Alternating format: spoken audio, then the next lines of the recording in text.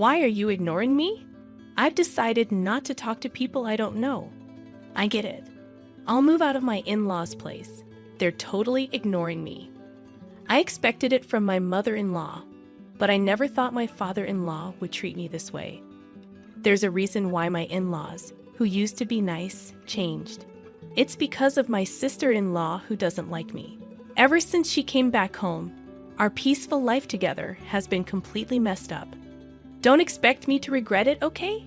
You think I'm gonna feel sorry about this? Think again, jerk. I packed my stuff and left my in-laws' house. And guess what? Just 3 days after I left, their house turned into chaos. I met my husband at work.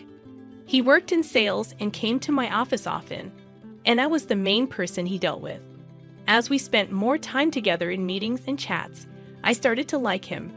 He was caring and kind, tall and not necessarily conventionally handsome, but he had this charm about him. He was popular, but for some reason, he said he liked me, and we started going out. We talked about our families, and he told me about his parents and sister.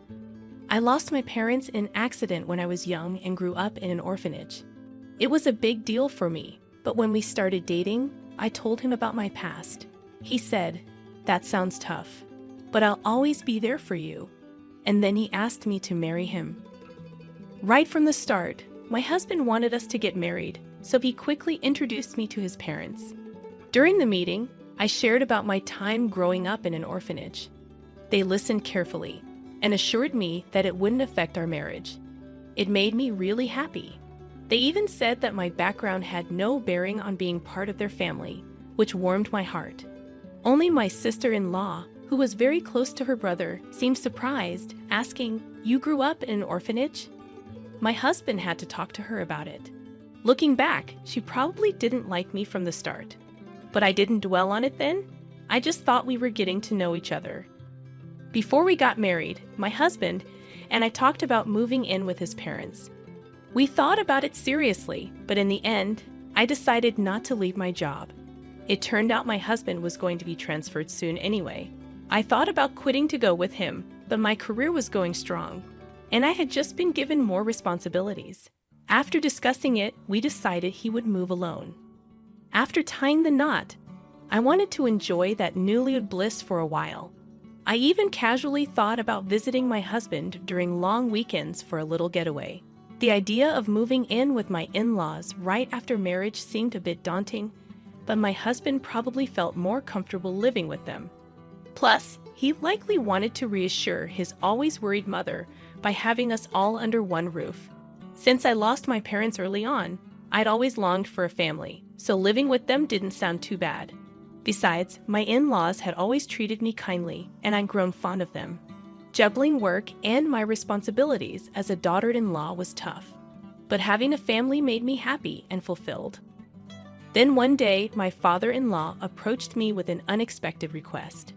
This marked the beginning of some tension in our seemingly happy living arrangement. It was a time when my overly anxious mother-in-law, who tended to be a bit controlling with my father-in-law, was out shopping. I was about to start cleaning on my day off when my father-in-law asked to talk to me. "What's up?" "Well, I don't want my wife to find out, but I'm taking a leave from work." "Wait, a leave?" He explained that he'd been having issues with his boss and colleagues, and his health had gotten so bad that he had no choice but to take time off. My mother-in-law is generally a kind person, but she's always on edge and a bit obsessive. Living with them, I started to notice her anxious habits and how my father-in-law walked on eggshells around her to avoid upsetting her. He had always been slim, but looking back, I realized he had lost even more weight recently. It would have been comforting if my mother-in-law showed genuine concern about his weight loss. Instead, when he took a sick day for a cold before, she commented, "A cold? Everyone else at your level is already at the top. It's because you're always taking time off for silly reasons like colds. That's why you're not getting promoted." Rather than being caring, she was the type to be critical. He probably tried to soldier on no matter how bad he felt. But his health kept declining, and he started taking more sick days to secretly visit the hospital. He was really struggling both mentally and physically. With his frequent early departures, lateness, and days off, there was talk of him possibly needing to take a break from work. But my father-in-law was hesitant to upset my mother-in-law in any way. If he even suggested taking time off, she'd likely explode with anger. Plus, my father-in-law didn't earn much, and he relied on overtime pay, so taking a break would mean a significant drop in income. If he told my husband, he'd probably end up telling my mother-in-law. So he came to me, asking if I could help with the bills. If I mentioned taking a break, she might even leave me. Those words hit me hard. I was grateful to my in-laws for accepting me warmly, regardless of my background growing up in an institution. Determined to be there for them, I decided to assist him during this tough period. I understand. I'll send money to your account every month. Use it for expenses. I'm really sorry. I'll try my best to get better soon and go back to work. Thank you for trusting me. After that, my father-in-law continued his routine of pretending to go to work while I sent money to his bank account for living expenses. My mother-in-law, who wasn't very meticulous with her finances, never noticed my transfers because she didn't check her bank statements closely or keep track of household expenses.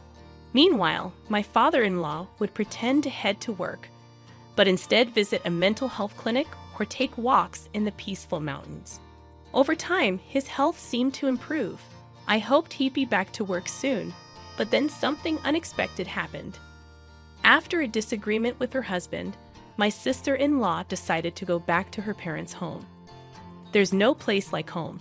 I felt like I was going crazy living with that idiot husband of mine.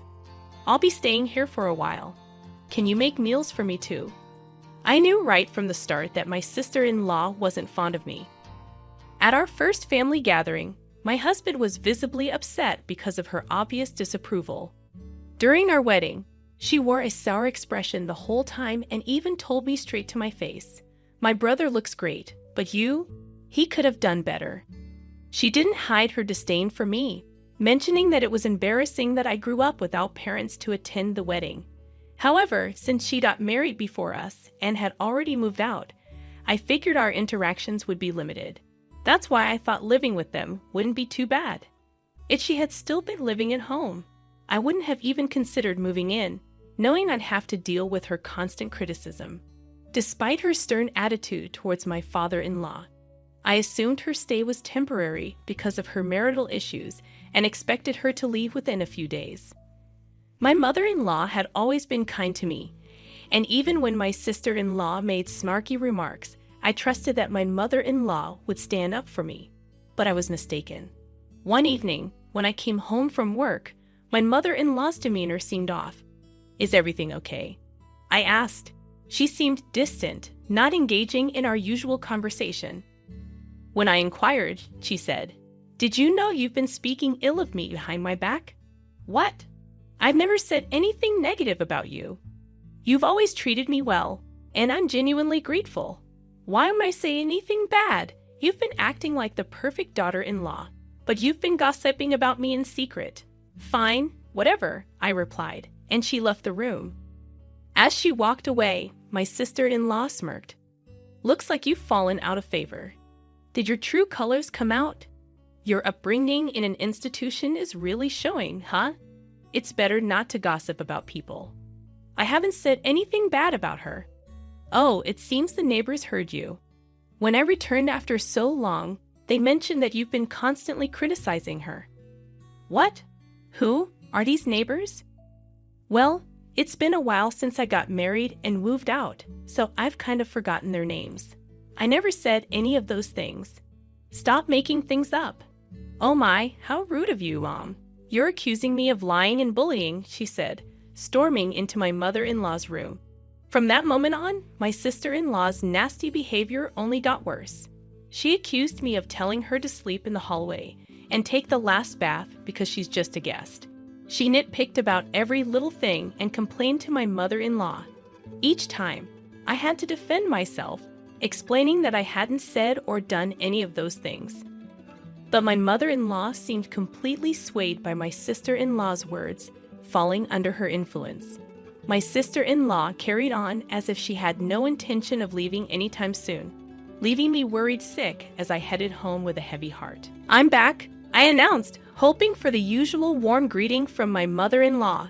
Instead, there was silence. "I'll start dinner," I said, stepping into the living room, only to be greeted by a shocking sight. Normally, my sister-in-law would rush me to prepare dinner, but now my mother-in-law, father-in-law, and sister-in-law were all enjoying sushi together. Surprised, my sister-in-law remarked, "Looks like someone who's not part of the family is home. You're not planning on having sushi, are you?" Without a glance in my direction, my mother-in-law continued eating while watching TV. "If you wanted sushi, you should have said so." I hurried back after shopping. "Huh, no one mentioned that," I sighed. "Hey Mom, Dad, I hung out with my friends today and brought back some delicious pudding. Let's enjoy it together." My sister-in-law chimed in, ignoring me completely as they all began eating the pudding, exhausted from work and lacking the energy to confront them. I retreated to my room without eating. The next day, my sister-in-law mentioned she was meeting friends and asked if I could drop her off at the station. I declined, as it was a work day, and we weren't heading the same way. "Come on, take a day off. It's not a big deal. Your dear sis-in-law just wants a lift. She hasn't had much fun since getting married, right? Can't you be a bit nicer? Respectfully, didn't you go out with friends last night after a late call? It seems like you've been going out almost every day since you got back." "I have work. Please take the bus or train," I replied. My mother-in-law and sister-in-law were whispering in the background, but I had enough. I headed to work. That night, however, the moment that convinced me to leave happened. I was delayed at work and returned home after picking up groceries, expecting some sort of scolding. It had been raining heavily when I left the office, and I was soaked even getting in and out of the car. I wondered what unpleasant surprise awaited me at home, but when I arrived, the three of them were eating takeout just like the day before. No greeting, as if they hadn't even noticed I'd returned. But I've grown accustomed to this treatment. Glancing towards the courtyard from the hallway, I noticed something placed in the center of the garden. Upon closer inspection, it was my belongings. A designer bag I bought with my first paycheck, shoes that were a birthday gift from my husband, and even my work computer, now soaked. Shocked, I stood frozen as my sister-in-law smirked and remarked, "Having a stranger's things in the house was gross, so I got rid of them." Flaunting a designer bag like that? How arrogant. Neither of my in-laws said a word about her appalling behavior. Why didn't you intervene? What have I done to deserve this treatment? Do you truly believe her lies about me badmouthing and bullying her? Aren't you angry with her for what she did? My mother-in-law avoided eye contact, remaining silent. "Why won't you speak up? I can't talk to strangers. I can't be friendly with someone who isn't family," she finally replied, still refusing to acknowledge me. My sister-in-law grinned, waiting for my response. "And where's my father-in-law? I'm the one supporting him during his time off. I'm the one contributing to the household finances. Yes, I did it out of gratitude, but shouldn't he stand up for me now? Surely, he would be on my side." Hoping for some support, I looked to him, but he brushed past me without a word and retreated to his room. That was the final straw for me. "I've had enough. Are you upset?" "I'm sorry, but let's be honest. I never liked you from the start. What with your background growing up in an institution? Just don't regret this like I would loser." I gathered my belongings and prepared to leave immediately. Only my father-in-law seemed flustered, realizing he depended on me financially. Yet he made no attempt to stop me or defend me. I was utterly disillusioned by his indifference. I drove to my husband's distant work assignment, eager to leave the turmoil of my in-laws' house behind as soon as possible. Throughout the journey, I never once opened up to my husband about what had been happening. I doubted my mother-in-law had informed him about my sister-in-law's return. If he had known, he would have surely reached out to me, aware of the strained relationship between us. Yet my husband never mentioned anything about my sister-in-law in his calls or messages. While I didn't sense anything unusual in my husband's behavior, I couldn't shake the feeling that he might be influenced by her, fed lies about various matters. Even now, as I made my way to him, I couldn't shake the fear that he would treat me with the same indifference as the others. My heart ached with exhaustion, torn by suspicion, even toward my husband, the person I trusted most. If he shared their mindset and attitude, perhaps divorce was the only solution. That's how deeply distressed I felt. When I arrived at his out-of-state apartment, he hadn't returned yet, likely caught up with end-of-month work obligations. As I waited, my husband energetically walked in, perhaps noticing the lights on. "What if I knew you were coming?" "I would have rushed home," he exclaimed. "What a pleasant surprise. Just seeing your face." His radiant smile immediately lifted my spirits. The relief of seeing him genuinely happy to see me, combined with the lingering humiliation from my in-laws' home, overwhelmed me, and I couldn't hold back the flood of emotions any longer. Tears streamed down my face as I broke down in his arms. "What's wrong? Did something happen? Please tell me," my husband implored, clearly unaware of the treatment I endured at his parents' home. Gathering myself, I knew I needed to explain everything to him clearly. I recounted the whole ordeal. How I'd been supporting his father financially, who had taken medical leave without informing his wife. How his sister had returned and poisoned his mother against me with lies. How they treated me as an outsider, ignored me, and left my belongings out in the rain, ruining them. Through tears and pauses, I laid it all out for him. Finally, I made it clear that I had no intention of ever going back to that house, and if he couldn't support me on this, I'd seek a divorce. My husband apologized for being too preoccupied with work and not checking in on me more often, expressing regret over his family's behavior toward me. "You don't have to go back there or even speak to them," he assured me. "Even if I were to forgive them, I'm cutting ties with my parents and sister." He also vowed to stop providing financial aid to his father. That night, I felt the weight lift off my shoulders. The tension dissolved, and I slept peacefully by his side. After leaving my in-laws' house, I never returned.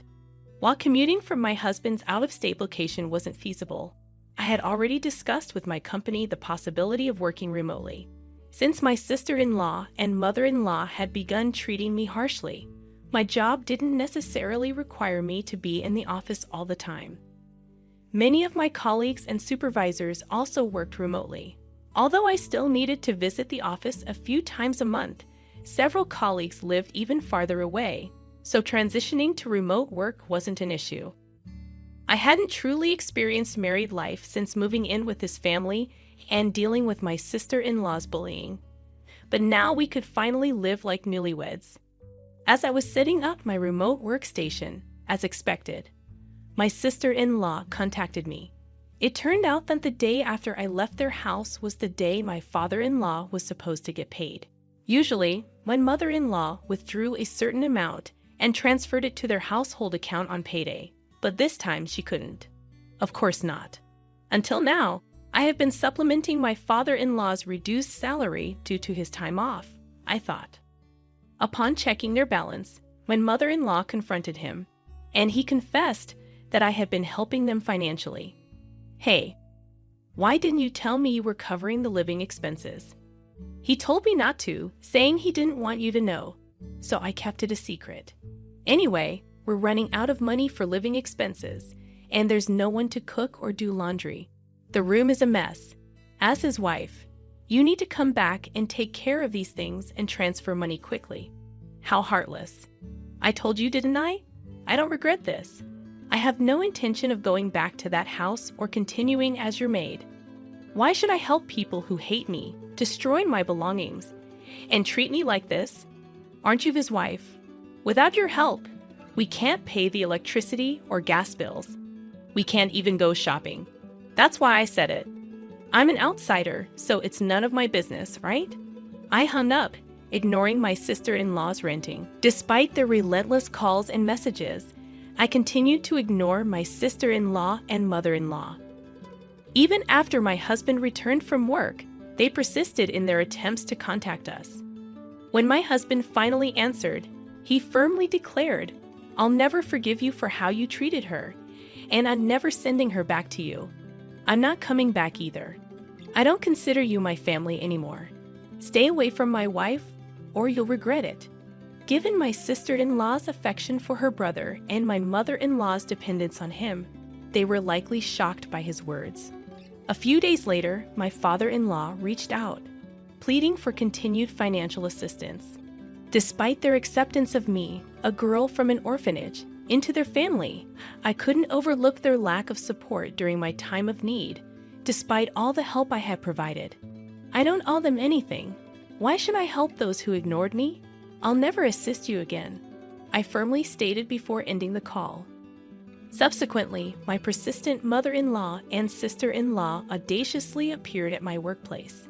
Anticipating trouble, I had informed my company beforehand and security was immediately alerted. They caused a scene, demanding that I send money back home. Upon hearing this, my husband insisted, "Report them to the police." My colleagues at work were supportive, expressing disbelief at my past living situation. "Focus on your remote work," they encouraged.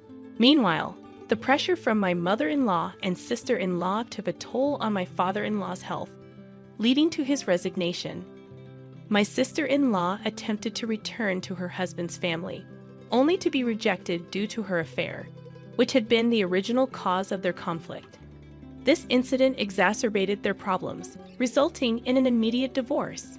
Left without a home, my in-laws and sister-in-law relocated to a modest apartment, finding employment in part-time positions to make ends meet. Meanwhile, my husband and I finally found peace and fulfillment in our lives. Recently, we received the joyful news of our impending parenthood and eagerly await the arrival of our child, cherishing each moment together. Amidst the jubilant atmosphere of the wedding reception, the mother-in-law took the stage to deliver her anticipated speech. However, what she uttered left the room in stunned silence. With an air of brazenness, she revealed a deeply personal detail: the bride's inability to conceive. In truth, my son knew well of her infertility, but he insisted on this union regardless. She may lack in one aspect, but she excels in her career. So begrudgingly, I consented to their marriage. The shock of her words reverberated through the hall, leaving me speechless in their wake. How could she so callously reduce a woman to her reproductive abilities and then flaunt it before our gathered guests? Oblivious to the distress she had caused, the mother-in-law surveyed the room with a smug expression, unaware of the discomfort her words had wrought. In the hushed aftermath, my name, Catherine, seemed to echo with a weighty significance. A 31-year-old professional in the dynamic realm of product development, I thrive in my career, contributing to several successful projects. Despite outward contentment, there's a secret burden I carry, one I dare not share with anyone. 5 years ago, I received the crushing news. I was infertile. The revelation left me reeling with shock and despair. In those dark days, I grappled with feelings of worthlessness and the loss of hope for any semblance of a future. Even my then-boyfriend couldn't weather the storm, ultimately ending our relationship. Overwhelmed by sorrow and frustration, I threw myself into my work, seeking solace in its demands to drown out the relentless echo of despair. Looking back, I realized I was merely evading reality, clinging to the refuge of productivity to shield myself from the painful truth. Yet amidst the turmoil, a glimmer of hope emerged. Through unwavering dedication, a product I poured myself into became a resounding success, elevating my standing at work. Convinced that marriage was now beyond my grasp due to my infertility, I resigned myself to the solitary path of societal contribution through labor. Then, a serendipitous encounter altered the course of my destiny. In a routine meeting for product development, I crossed paths with David, a man my age from a client company. Little did I know he would become the harbinger of change in my life. David, the son of his company's president and head of the planning department, and I swiftly exchanged contact information. Initially, our interactions were confined to professional matters, but gradually, our conversations transcended the confines of business, blossoming into a romantic connection. In David, I discovered an unexpected reservoir of love and kindness that I had long deemed unattainable. However, the specter of my infertility loomed large, a secret I dared not disclose for fear of losing him. Yet, as our relationship deepened, the weight of my silence grew heavier, gnawing at my conscience. How could I keep such a fundamental truth from someone who regarded me with unwavering sincerity? Uncertain of the outcome, yet determined to be transparent about my condition, I braced myself for the inevitable. Summoning courage, I disclosed my infertility to David, fully prepared for the possibility of his departure. Despite my resolve, anxiety gnawed at my insides as I broached the subject. To my astonishment, David's reaction wasn't what I anticipated. Tears welled in his eyes as he offered me solace, expressing gratitude for my honesty. His unwavering kindness moved me to tears, etching the moment into my memory like an indelible mark. Contrary to my fears, our relationship only flourished after that pivotal conversation. 2 years later, on a momentous evening at a restaurant, David presented me with a small case, unveiling a ring that glittered with promise. "Catherine, will you marry me?" His unexpected proposal ignited a whirlwind of emotions within me, joy mingled with apprehension. "David, are you certain? I can't bear children. Can you truly accept that?" Though David comprehends my predicament, the weight of marriage introduces a new dimension of uncertainty. I couldn't readily say yes to his proposal, burdened by doubts. "It doesn't matter, Catherine. I want us to navigate life's challenges together, to weather every storm side by side," David reassured, acknowledging my concerns with unwavering support. In that poignant moment, tears flowed freely, a testament to the emotions swirling within me. Since the day I received my diagnosis, I never envisioned this future. Yet in David's unwavering love, I found the courage to embrace it. With certainty in my heart, I'd accepted his proposal, ready to face whatever lay ahead, as long as we face it together. "I share your sentiment, David. Thank you for your unwavering care. I eagerly anticipate the journey ahead of us," I replied, gratitude laced in my words as we embarked on the path to wedded bliss. With the proposal accepted, we wasted no time in setting the wheels in motion for our impending nuptials. As a woman in her 30s, the prospect of becoming a wife ignited a sense of urgency within me, eager as I was to intertwine our lives officially. Funny how swiftly one wishes to hasten time once the promise of matrimony is extended. The reality of marriage loomed closer, heightening my anticipation with each passing moment. However, before exchanging vows, we had to confront a significant hurdle: meeting David's parents. While our encounters with them had been brief in the past, this meeting carried weight as we prepared to divulge news of our engagement. Unfortunately, the reception of our impending union was far from smooth sailing. While David's father greeted the news with joy, his mother maintained a stern countenance throughout the exchange. When the moment came for her to express her thoughts, her opposition to our marriage was palpable. "Catherine, I cannot condone your marriage to David," she declared, her disapproval evident in her demeanor. Perplexed, David interjected, seeking clarity. "Why?" he pressed, prompting his mother to elaborate. Fixing me with a steely gaze, she broached the crux of her objection. "Your inability to bear children," she stated bluntly, laying bare the very fear I had hoped to avoid. Though prepared for reproach, the directness of her words pierced me deeply, leaving me momentarily speechless. "You comprehend, don't you? David is poised to inherit the company. It's only natural that we expect his wife to bear an heir. Marrying someone incapable of fulfilling that role is out of the question," she asserted, her tone unwavering in its refusal to accept our union. Aware of David's imminent ascension to the helm of the family company, I understood the weighty expectations placed upon him, particularly the desire for him to produce an heir. Yet David's proposal to me had been made with full knowledge of these circumstances. While the prospect of not having children with him weighed heavily on my heart, our decision to marry had been a mutual one, made despite these challenges. Thus, his mother's words struck a painful chord within me, their sharpness magnified by the stark reality they laid bare. "It was me who insisted that it didn't matter," David interjected, his defense of me unwavering. "Please, mother, refrain from laying blame on Catherine. Our choices should not be disregarded in this manner," he implored, coming to my defense when words failed me. Even David's father, visibly perturbed by his wife's harsh words, expressed his discontent. "How could you utter such words?" he admonished her. Despite their protests, his mother remained resolute, her stance unchanged. "I speak the truth," she asserted defiantly before excusing herself from the table, signaling an end to the discussion. Although our conversation yielded no resolution that day, it failed to shake our steadfast commitment to each other. Determined to formalize our commitment despite his mother's resistance, we opted to register our marriage with his father's blessing. Recognizing that waiting for her approval might indefinitely delay our union, we took the decisive step forward. My mother's objections hold no sway over us, David assured me. I'm the one who desires this marriage. Let's remain patient. She'll come around eventually. Thus, David and I became husband and wife, yet his mother remained steadfast in her refusal to acknowledge our union. I'll never accept this. I refuse to attend any ceremony, she declared adamantly, escalating the tension further. In light of her unwavering stance, we postponed the wedding ceremony, clinging to the hope of winning her acceptance before celebrating our love publicly. Day after day, his father endeavored to sway her opinion, while David and I persisted in our appeals, pouring our hearts into each plea. Despite our efforts, her resolve remained unyielding. In a bid to soften her stance, my parents also visited his family numerous times, joining the chorus of voices imploring her to reconsider. Even some of David's relatives weighed in, urging her to embrace our union. Finally, after an onslaught of earnest appeals from all quarters, she relented. At long last, we could proceed with the wedding ceremony, our hearts brimming with gratitude for the collective efforts that led to this moment of acceptance. Despite lingering discontent, David and I pressed on with our wedding preparations and finally settled on a date, marking it a year from the day we officially registered our marriage, effectively our inaugural wedding anniversary.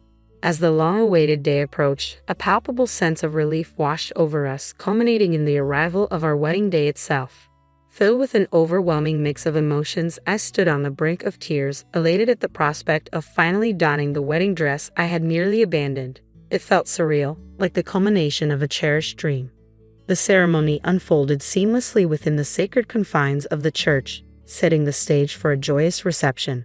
Surrounded by the warm embrace of well-wishers, I found myself enveloped in a cocoon of happiness. It was all thanks to David, whose unwavering support had guided me through moments of doubt and self-doubt, reminding me of my worthiness of love and marriage. Watching David, resplendent in his finery, exuding an aura of strength and reliability, filled my heart with an indescribable sense of contentment. Yet, as the festivities progressed and we prepared for a brief interlude, I caught sight of his mother ascending the stage, evidently seeking permission to address the gathering. And thus she embarked on her own discourse. "Thank you all for joining us in celebrating my son's wedding today," began the mother-in-law, her words slicing through the air like a chilling wind. "The truth is, the bride is unable to conceive, and I've harbored reservations about their union from the start." Her words struck me like a thunderbolt, freezing me in place as I contemplated the audacity of her disclosure on this joyous occasion. The once lively atmosphere in the venue dissolved into a stifling silence. However, she continued, undeterred, "My son was adamant, and so I reluctantly acquiesced to their marriage." In the midst of the hushed hall, her voice resonated with a chilling finality. Despite David's attempts to intervene, his mother clung to the microphone, forging ahead with her tirade. "You see, I may never have the joy of holding a grandchild in my arms. Can you fathom such a sorrowful predicament? Truly, I fail to comprehend his choice in a partner like this." Stunned by her relentless onslaught of cruelty, I struggled to find my voice as David grappled with his own emotions beside me. Then, with a callous laugh, she delivered the final blow. "Yes, as you can plainly see, my daughter-in-law is barren, but she's successful in her career, so I reluctantly consented to their union. Ha ha ha." Her laughter reverberated through the hall, a bitter echo of her disdain. As her gaze bore into me, she delivered one last venomous barb. "You ought to be grateful. This day owes its existence to me." With a smug satisfaction evident on her face, the mother-in-law resumed her seat. Her disgraceful speech concluded. Had there ever been a more offensive display? Stunned into silence, I scarcely registered the murmurs swirling around me.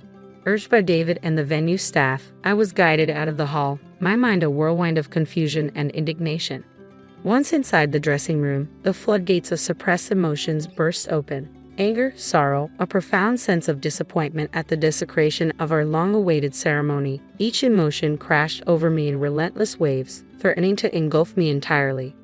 I never want to lay eyes on that woman again. I refuse to share a space with someone so callous, I declared, my voice trembling with raw emotion as I shed the wedding attire, opting instead for the comfort of my own clothes. "This is enough. I'm going home, I announced to David, my resolve unyielding as I stormed out of the dressing room, my footsteps echoing with determination.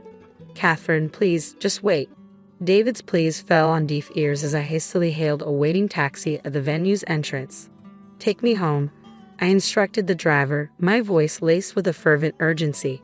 Humiliated and incensed by my mother-in-law's public humiliation, all I desired was to escape from the scene of the ordeal as swiftly as possible. Our new home, just a brief 5-minute drive from the wedding venue, provided a sanctuary amidst the storm of emotions that engulfed me. Stepping across the threshold, the floodgates I had desperately held shut burst open, tears streaming down my cheeks unchecked. Never had I imagined I would endure such cruelty on what should have been the happiest day of my life. The joy of yesterday had swiftly transformed into the bitterest despair, leaving me reeling in disbelief. It wasn't a choice to bear my infertility, let alone to have it laid bare before a crowd of onlookers, especially on such a sacred occasion. As I struggled to compose myself, David entered. Catherine, I'm truly sorry. Please forgive me. I never anticipated my mother's hurtful words. I'm sorry I couldn't shield you from her cruelty. David's voice was laden with remorse as he bowed deeply before me, seeking my forgiveness. He explained that as the groom, he felt powerless to confront his mother's deplorable behavior. Aware of David's inherent decency, I harbored no ill will toward him. It was his mother who bore the blame for this affront, not him. Please, Catherine, let's return to the wedding. I've asked my father to keep my mother away from the venue. They're occupied with the guests during the dress change, and we still have time to salvage the reception. I refuse to let this day end in ruin, David implored, his earnest plea reaching me through the haze of my turmoil. I nodded in acquiescence, choosing to place my trust in David's assurances. I couldn't bear to inflict further pain upon him, my staunch supporter and understanding companion.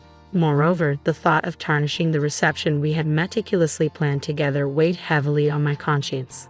Offering David my apology for hastily retreating, we embarked on the journey back to the venue. In the taxi, our hands intertwined, a silent vow passing between us to weather this storm and see our wedding reception through to its rightful conclusion. Upon our return to the family waiting room, we found my mother-in-law surrounded by relatives, her exhaustion palpable as she bore the weight of their collective reproach. Catching sight of my presence, she approached me with an air of contrition. "Oh, Catherine, I'm terribly sorry. Can we simply pretend that dreadful incident never occurred?"